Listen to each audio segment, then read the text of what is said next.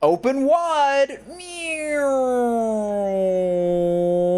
because here's your unwanted dose of space news. This whole video is going to be news about the universe because I like talking about space. Starting off with this thing here where NASA's James Webb Telescope has spotted a giant question mark object in deep space. This happened back at the beginning of this month on August 7th. This was posted, and I just think this is genuinely one of the most baffling things I have ever seen. Like, obviously, everything when it comes to the universe is baffling and mind-boggling because we know so little in the grand infinite scheme of the universe.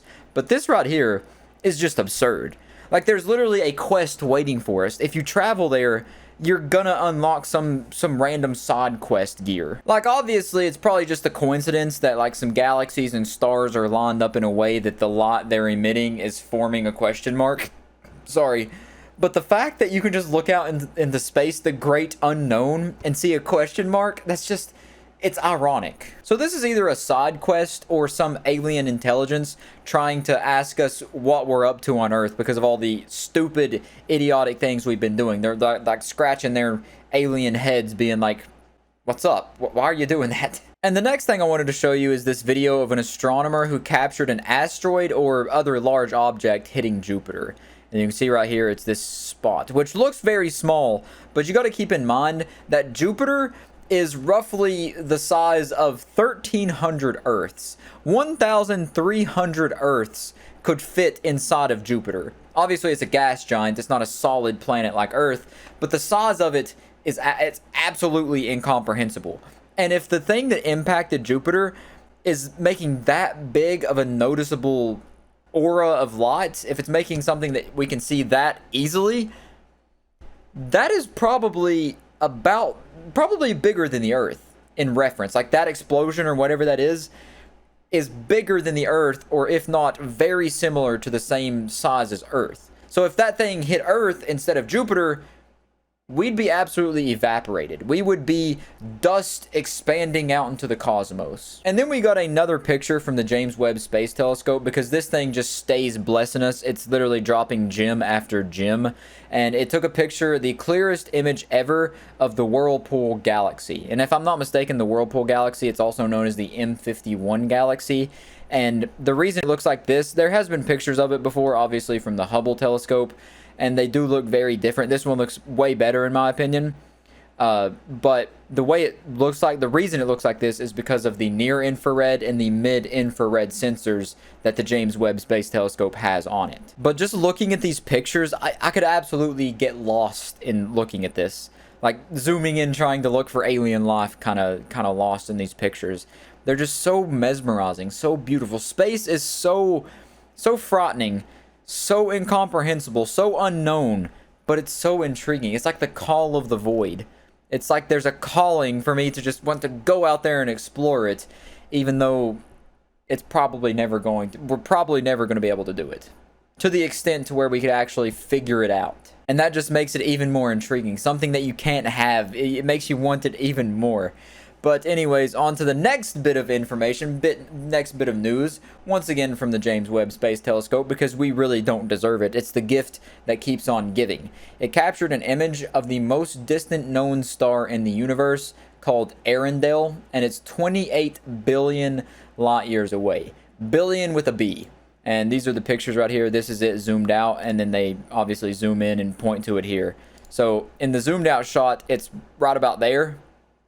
Which, once again, just looking at this picture in its entirety, it's so baffling, so mind-boggling. Like, you can see, like, that's like a galaxy right there. There's so many stars, galaxies, planets, and we exist in one of the galaxies, on one of the planets, in one of the solar systems, orbiting one star. It's so... the more you think about it, the more unfathomable it becomes. But anyways, there's little Earendel. Oh, look at it. A little blur on a picture. How cute.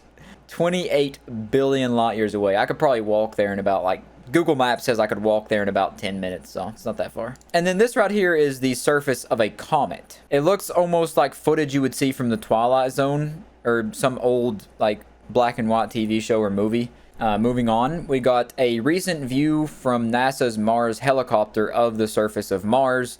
And, you know, we've seen Mars before. There's a little rover there. It's just like a sand desert planet.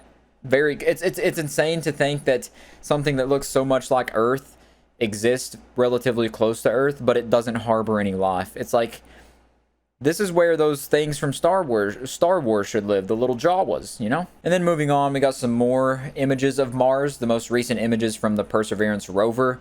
And these almost look AI generated. It almost doesn't look real. But once again, it's just deserts, hills, rocks, sand. And it looks so Earth-like that it's just weird to think that a planet exists that somewhat resembles Earth and could have been very similar to Earth millions of years ago, and now it looks like this, and it's completely barren, and there's no signs of life. It would almost be more comforting if there was life on it than there being nothing. Almost like something happened to wipe them out. And then here's another image from Mars, but it's not of Mars, it's of Earth from Mars. So if you look right here, that's the Earth, that little pixel on this picture, that one individual pixel from the surface of Mars is the Earth, which just really puts into perspective how insignificant we probably are in the grand scheme of it all. And if I'm not mistaken, this was taken by the Curiosity rover, I believe. And it's insane to think that we have the technology to do things like this and just put into perspective how crazy the universe is, how crazy space is. Like on Earth, we can look out into the sky and see the same view that someone else could be seeing, but they'd be looking at Earth and not even know it. And we could potentially be looking at stars that harbor planets that have life on them that are looking at the same sky and don't know we exist either. It's thoughts like that that really intrigue me and really make me love the topic. Anyways, this is the last thing I wanted to show you. It's once again regarding Mars. Researchers found that days on Mars are getting shorter each year due to the planet's rotation getting faster.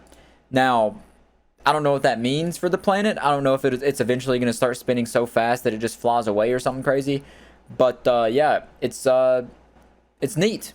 It's interesting. This comment here kind of explains it because I don't really know what it would mean. They say that's odd. How can the planet be spinning ever faster?